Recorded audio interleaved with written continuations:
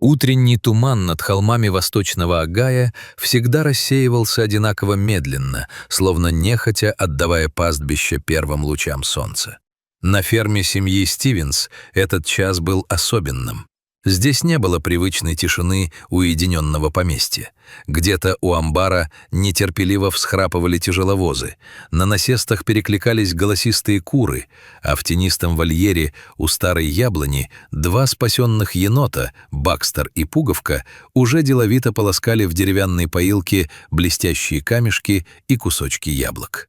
Марк и Сара Стивенс никогда не планировали превращать свое хозяйство в приют, но судьба распорядилась иначе. Их ферма стала тихой гаванью для всех, кто попал в беду. Они просто любили живую душу в любом ее проявлении. Будь то старый слепнущий мерин, которого прежний хозяин списал со счетов, или выпавшие из разоренного гнезда сорочата. Но главным хранителем этого беспокойного мира был пес по кличке Сардж. Сардж, статный немецкий овчар чепрачного окраса, появился в доме 9 лет назад крошечным пушистым комочком с непропорционально большими ушами. Марк, в прошлом служивший в береговой охране, разглядел в щенке невероятный ум и преданность. Он растил его не просто как домашнего любимца, а как верного напарника. С годами Сардж полностью оправдал свое армейское имя. В его осанке сквозила дисциплина. Шаг был выверенным и бесшумным, а карие глаза выражали глубокую, почти человеческую рассудительность. Пес знал границы владений до последнего столбика изгороди, знал по именам каждую корову и умел одним строгим взглядом приструнить взорвавшихся гусей. Но за этой военной выправкой скрывалось огромное чуткое сердце. Та весна выдалась на редкость сырой и беспокойной. Беда пришла из прилегающего к ферме государственного заповедника, дремучего массива вековых дубов и кленов. В то утро Сардж вел себя необычно. Во время утреннего обхода северного сектора забора он вдруг замер, поднял морду к влажному ветру и глухо зарычал, а затем тихо, тревожно заскулил, перебирая лапами. Он не бросился вперед, как делал при виде лисы, а подошел к Марку, осторожно взял зубами рукав его плотной куртки и потянул в сторону лесной чащи. «Что там, старик? Чуешь что-то неладное?» Марк нахмурился, заглушил мотор квадроцикла и пошел за собакой. Они углубились в лес на добрую милю, пробираясь сквозь мокрый папоротник и колючий кустарник. Вскоре запах гари и пороха объяснил причину тревоги. На влажной земле темнели следы протектора тяжелого внедорожника, а рядом валялись стреляные гильзы. Браконьеры. Марк стиснул зубы от глухой ярости.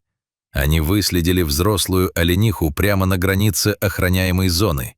Сардж тем временем рванул вперед и замер у корней гигантской поваленной бури сосны. Там, в полумраке земляного кармана, плотно прижавшись друг к другу, лежали два крошечных живых комочка. Это были новорожденные оленята, пятнистые, трогательные, с тонкими, как веточки, ножками и огромными влажными глазами, полными парализующего ужаса. Их шерстка промокла от утренней росы, они мелко и судорожно дрожали, тыкаясь мордочками в пустоту, в поисках материнского тепла и молока. Мать уже не вернулась бы за ними. Без помощи человека в этих лесах малыши не пережили бы и предстоящей ночи. Переохлаждение или койоты расправились бы с ними за считанные часы. Марк снял теплую куртку и бережно завернул обоих найденышей. Сардж шел рядом шаг в шаг, не отрывая взгляда от свертка в руках хозяина, контролируя каждое движение и тихо поскуливая, словно подбадривал крох.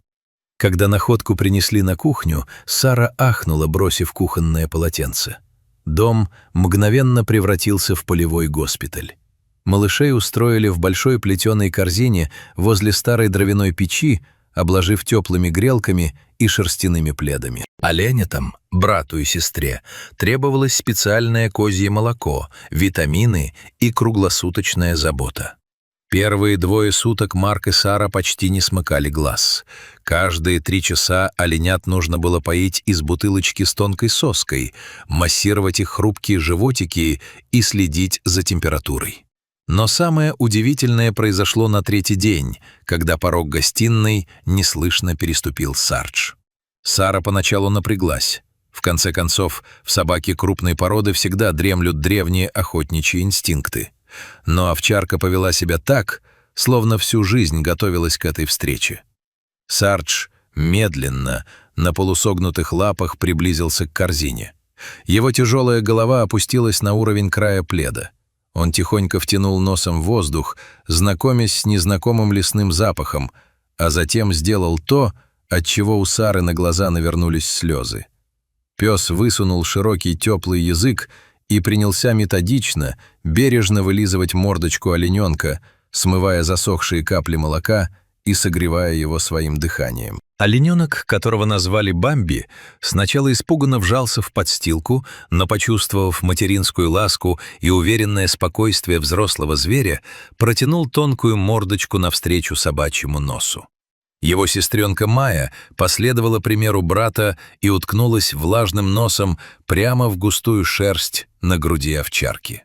С этого момента жизнь на ферме Стивенсов потекла по совершенно новому руслу. Сардж добровольно и безоговорочно взял на себя обязанности няньки, старшего брата и телохранителя. Он наотрез отказался спать на своем привычном коврике в прихожей и перебрался на пол рядом с корзиной. Когда наступало время кормления, псу не нужны были часы. Стоило оленятам тоненько, птичьим голосом запищать от голода, Сардж тут же шел на кухню, находил Сару и настойчиво трогал ее лапой, призывая поторопиться с бутылочками. Во время самого процесса кормления овчар сидел рядом, не шелохнувшись, выполняя роль живой опоры. Когда неокрепшие ножки малышей скользили по гладкому деревянному полу, Сардж осторожно подставлял свой крепкий мускулистый бок, давая им возможность упереться и стоять ровно. После трапезы он неизменно проводил полный гигиенический ритуал, тщательно умывал своих подопечных от ушей до крошечных копытцев. Спустя месяц оленята окрепли, вытянулись и начали уверенно исследовать окружающий мир. И этот мир открывался им исключительно под конвоем верного пса. Картина, которую изо дня в день наблюдали соседи Стивенсов, проезжая мимо фермы, напоминала кадры из доброй сказки. Впереди размеренной рысью бежал Сардж, гордо подняв хвост перо и непрерывно сканируя пространство вокруг ушами-локаторами. Следом за ним, забавно взбрыкивая длинными ногами и смешно подрагивая хвостиками, неслись 2 пятнистых малышей. Они искренне считали старую овчарку своим вожаком и родителем. Бамби и Майя перенимали у пса повадки, которые выглядели на оленях уморительно и трогательно. Они пытались так же, как Сардж, настороженно прислушиваться к шорохам в траве, замирали по его тихому фырканью и даже пробовали укладываться на крыльце, скрестив передние ноги на собачий манер. Если оленята заигрывались на зеленой лужайке и подходили слишком близко к конскому загону, Сарджу не требовалось проявлять агрессию. Он просто мягко заходил с фланга, преграждал им путь своим телом и аккуратно направлял мордой обратно к безопасному центру двора. Лошади с высоты своего роста с добродушным любопытством взирали на эту странную процессию, привыкшие к чудачествам обитателей поместья. Еноты Бакстер и Пуговка поначалу пытались подворовывать кусочки яблок из кормушек оленят, но Сардж быстро установил нейтралитет. Одного предупреждающего взгляда и тихого утробного «хм» хватало, чтобы полосатые разбойники с виноватым видом ретировались на ветку старого вяза. Особенно ярко защитный инстинкт Сарджа проявился в середине лета. Был душный июльский полдень, когда над холмами внезапно сгустились истинно черные грозовые тучи. Ветер налетел шквалом, закручивая пыль и ломая сухие ветви на деревьях.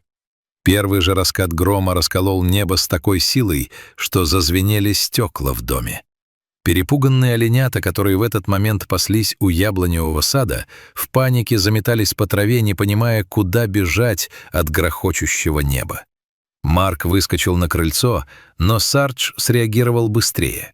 Пес пулей метнулся через весь двор, настиг оленят, сбил их траекторию и буквально загнал обоих под широкий навес старого дровяника. Когда Марк добежал до них сквозь стену хлынувшего ливня, он застал потрясающую сцену.